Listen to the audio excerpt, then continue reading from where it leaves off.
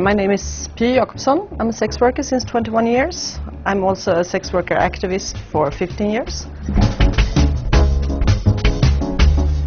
Politically correct, in my opinion, is sex work. First of all, because sex work is an inclusive term. It includes everybody in the sex industry. And I don't like exclusive terms, because some people working as prostitutes will identify as prostitutes.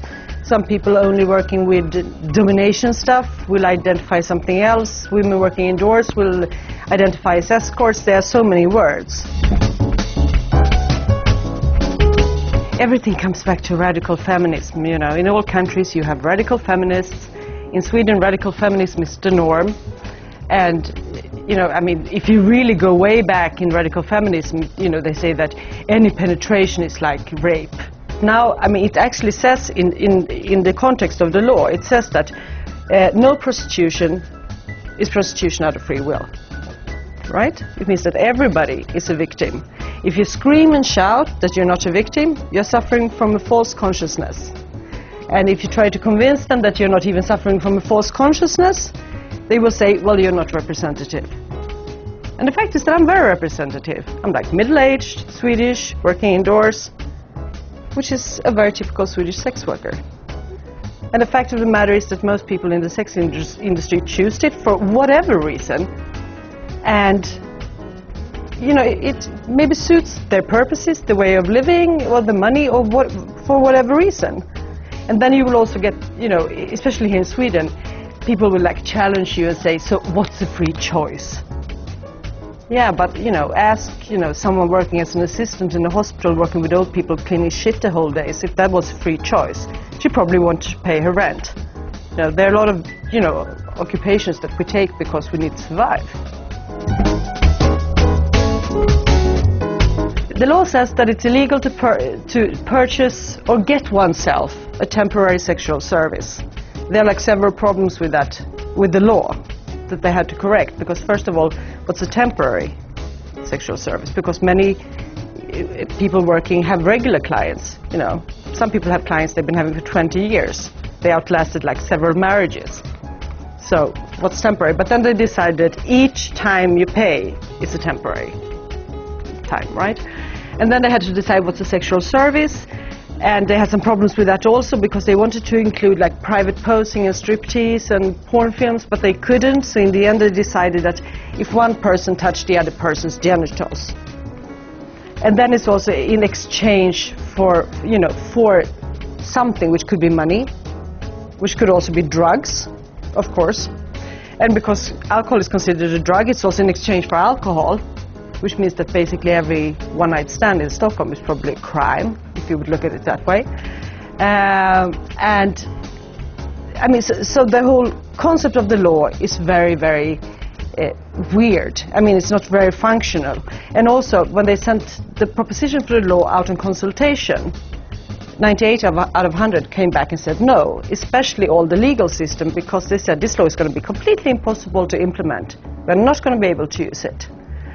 But they didn't care. They just went ahead anyway.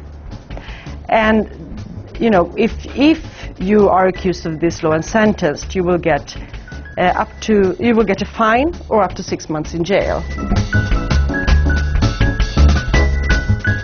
Well, I mean, for most people I know that are like me, like, you know, between 30 and 40, indoor workers, Swedish, the law has been like good in some ways, because, you know, we can charge more, because the clients feel they are more safe if they go to Swedish workers than foreign workers, right? But the stereotype of sex workers is even worse, and suddenly, because the whole Swedish population is so aware of that all people, well, women, we only talk about women, even though there are loads of men selling sex, but all women in sex work are victims. So now if they suspect that a neighbor is selling sex, they will, like good citizens, call the police and just tell them about it, you know, which means that the woman will lose her apartment. Because the landlord is obliged to throw her out, otherwise he will get charged of pimping. So. And also, I mean, there are numbers of cases where sex workers, and I'm not even talking about, you know, people working in prostitution, also women working in striptease or in porn films, they lost their kids, you know, because they're unfit mothers. Not because they're sex workers, but because they're sex workers, they don't understand, the need to stop. So you are a victim until you say that this is not a problem for me, and if you insist on working and insist on continuing doing this, then you're like bad and will be punished. We want to save you, you don't understand, we want to save you. And, if you don't appreciate it, you will be punished one way or another. We have a very weird, pimping law. There are cases with grown-up children that's been accused of pimping because they've been living for free while studying with their mother. And also, if two women choose to work together in an apartment, even if one is not taking money from the other, just the fact that one doesn't have to pay the rent all by herself, they will be charged with pimping each other.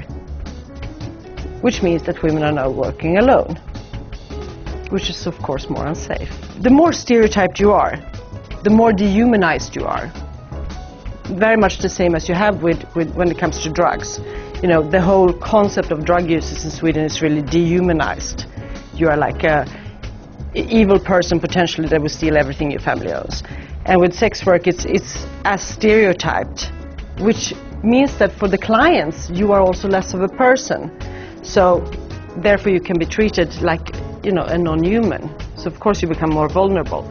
Especially for the women in the street, this has been very, very bad, because before they had, this classic thing hanging into the car window, having the discussion, this is what I'm willing to sell, this is what I'm willing to do. They don't have the time anymore because the clients are so jumpy. So they have to get into the car, drive off, and then negotiate. And then they're already in the car. Also the good clients, which means the safe client and non-dangerous clients, they think, which is true, the risk of getting caught is bigger in the streets, which means that they turn into indoor workers, even if they prefer buying sex from outdoor workers, which left the outdoor workers with the bad clients, with the dangerous clients, which they before had the opportunity to turn down, but now they can't afford to because many of the good clients are gone. In the sex industry, there are people that are, being abused, that are suffering, that are trafficking victims, etc. But, the normal way for the police to find out is not from sex workers, it's from clients. Because they're actually not clients or assholes. There will be clients that say, oh, this doesn't look good. They will call the police. And of course now they don't call the police anymore. Because if they're called the police, they will be accused of a crime.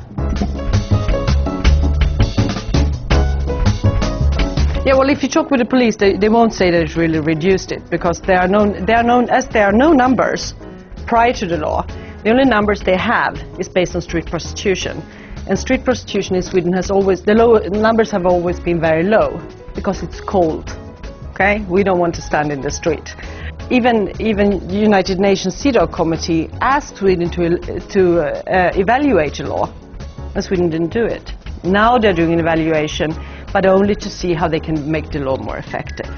The politicians in Sweden have decided that sex work is a social problem, right? But yet they try to solve it with a criminal law. And they did not give any money to social resources. So they say they want to have, women, because it's a gender-neutral law, but we still only talk about women. They want to have women out of prostitution, yet they offer them nothing. No exit programs, no specially trained social workers. They are not interested to have any contact with, political sex workers. It's like, because Sweden always had this self-proclaimed thing of being the perfect society, but there are two groups that really prove that, in their world it's not perfect: drug users and sex workers. So let's hide them.